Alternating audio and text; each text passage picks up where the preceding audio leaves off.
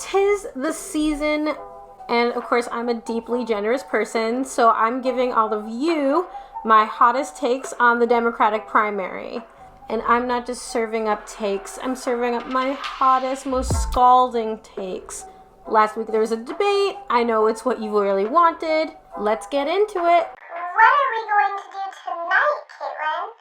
What we do every night, audience.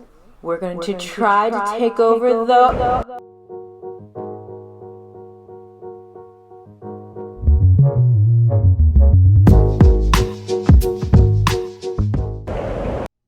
I'm thinking about the Democratic primary. So I'm getting asked a lot, actually, about the Democratic primary. That's like one of the top things that people ask me about. And I'm tired.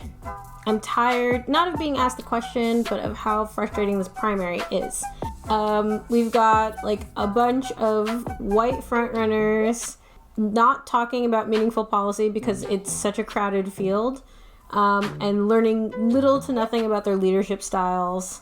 And we're like about to approach voting, and it's just like, and all of like, there's a lot of interesting candidates who've fallen by the wayside, and all of it is depressing about who is somehow still left. And I think that that's because Democrats have like 3 major problems, which is what I'm going to cover in this video. Problem number 1, Democrats are boring. So let's be clear, I have no interest in the Democratic primary becoming a circus. I'm not about like, oh man, they're missing that Donald Trump energy. That's not what this is about. The Democratic primary right now just has no energy. People are not drawing out crowds, they're not giving that kind of special appeal, but that has a lot to do with the fact that we have a lot of candidates right now. We're debating fantasy policies. There's nothing that's anchoring this in the real lives of American voters, but particularly Democratic voters. And that's because we have too many candidates on the stage. So many who are trying to promote themselves. I'm not going to name names, but... And then there are the fact that billionaires are on our stage, which means that they're entirely about their interests.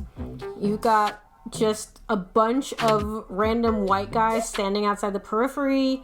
You've got people who have, at this point, not articulated any way of actually winning the nomination.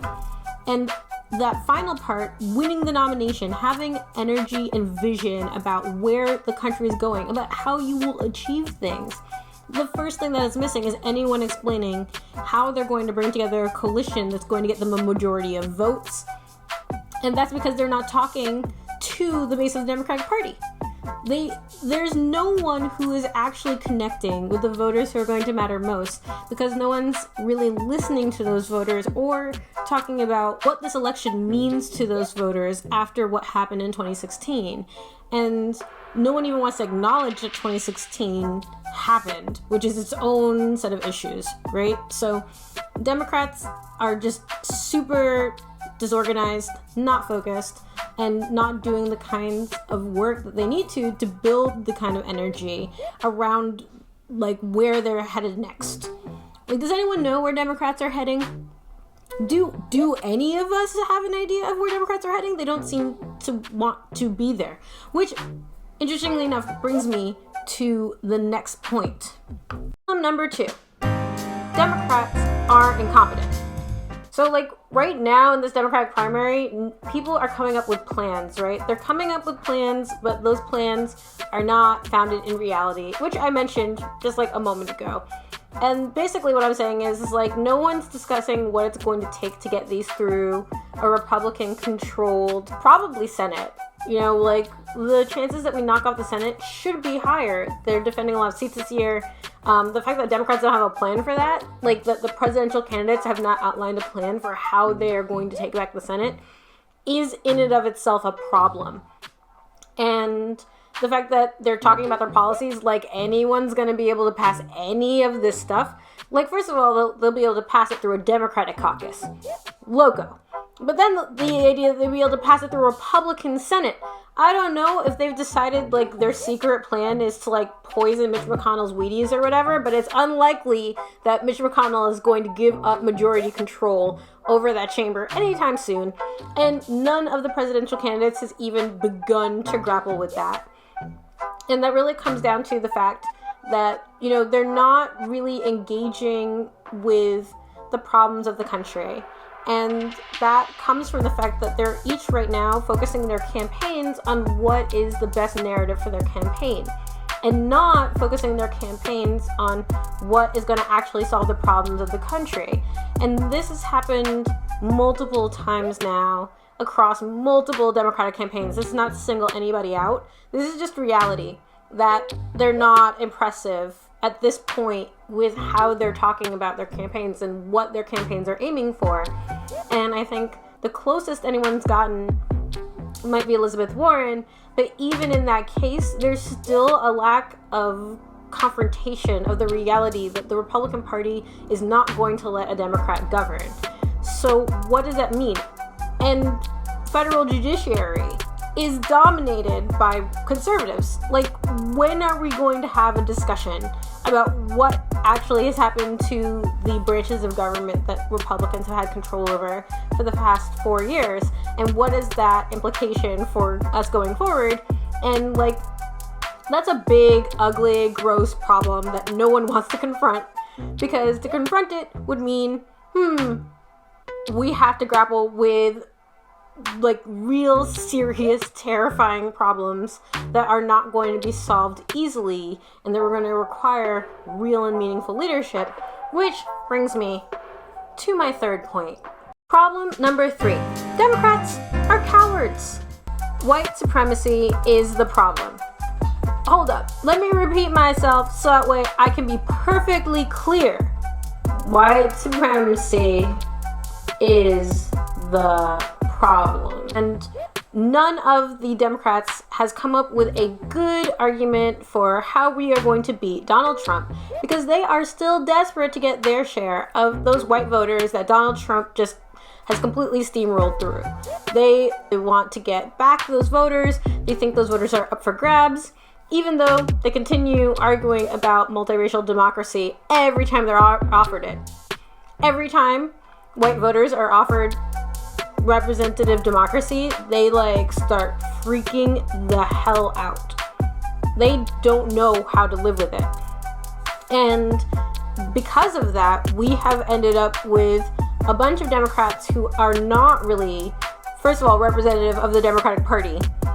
We have a mostly white stage and Andrew Yang, who are all well-to-do, talking about issues that don't really affect the Democratic base, because, again, all of these candidates are aiming to win over white voters, which means that they're not grappling with the problems that are stemming from a white supremacist presidency taking place right now, and it is affecting millions of Americans, and it is homophobic, and it is anti-queer, and it is violent, and it is racist. It is many, many things. It is sexist. It is damaging. It is harming millions and millions of American citizens, and those marginalized and unseen and unmotivated voters have not gotten anybody to talk to them about what it means to have a country where their rights are respected. And none of the Democrats is making those arguments. Part of the reason that they're busy, like, courting these voters that hate their guts is because everyone has taken away the wrong things from Hillary Clinton's loss in 2016. And I have a long screed about that. Major point is that people have made mistakes about what white voters ultimately wanted out of that election, and it really came down to that. And because they refuse to engage with the reality that white voters are going to choose white supremacy if it's offered alongside multiracial democracy, and instead could refocus their energies on, like, beating the white supremacy, because they have not yet adjusted to that reality, Democrats have not developed meaningful engagement for any of this stuff. And they're not going to. people who are backing away from grappling with the real problem that is sitting at the core of this country, the problem that we have had now from founding. And Democrats are still trying to speak to these voters, which means, we're not actually getting anybody who's talking about where we're going to be. I, as a Democratic voter, am not looking for a leader who can talk to the problems that white voters insist that they have with the existence of voters that are not like them. I'm looking for someone who not only can beat Trump, but lead the country past Trump. And none of them seems to have a vision for what that looks like. What kind of decisions are going to have to be made? Are they tough enough to make those decisions?